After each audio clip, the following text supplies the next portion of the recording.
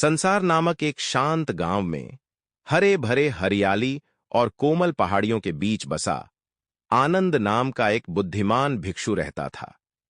गांव वाले उसका बहुत सम्मान करते थे, अक्सर अपनी परेशानियों के लिए उसका मार्गदर्शन मांगते थे। आनंद अपने शांत व्यवहार और बुद्ध की शिक्षाओं की गहन समझ के लिए जाने जाते थे। एक दिन राजन नाम का एक परेशान ग्रामीण आनंद के पास आया। उसके चेहरे पर चिंता और निराशा साफ झलक रही थी। मास्टर आनंद, उन्होंने शुरू किया, मैं अपने विचारों से परेशान हूं। मैं लगातार चिंतित रहता हूं और मेरा जीवन दुखों से भरा हुआ लगता है। कृपया मुझे शांति पाने में मदद करें। आनंद ने धैर्यपूर्वक सुना और फिर बोले, राजन, हमारे विचार हमारी वास्तविकता को आकार देते हैं। जैसा आप सोचते हैं वैसा ही आपका जीवन होता है। यदि आपका मन नकारात्मक विचारों से भरा है तो आपका जीवन उस नकारात्मकता को प्रतिबिंबित करेगा।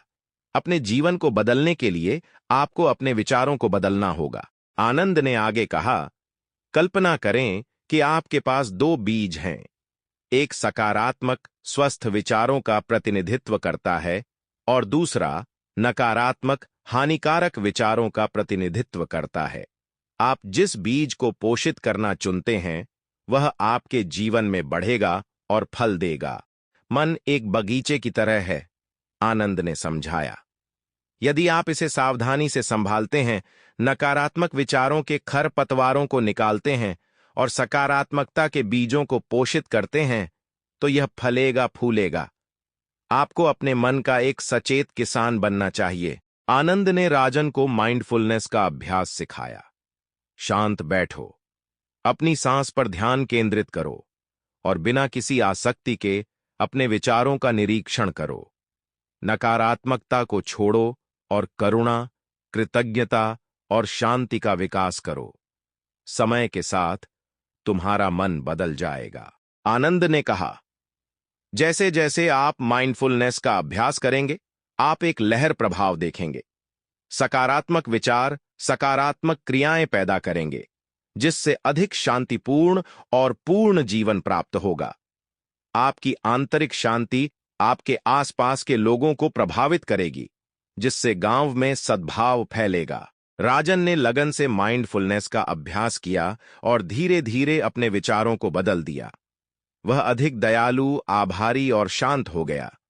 उसका जीवन काफी बेहतर हो गया और ग्रामीणों ने उसमें सकारात्मक बदलाव देखा।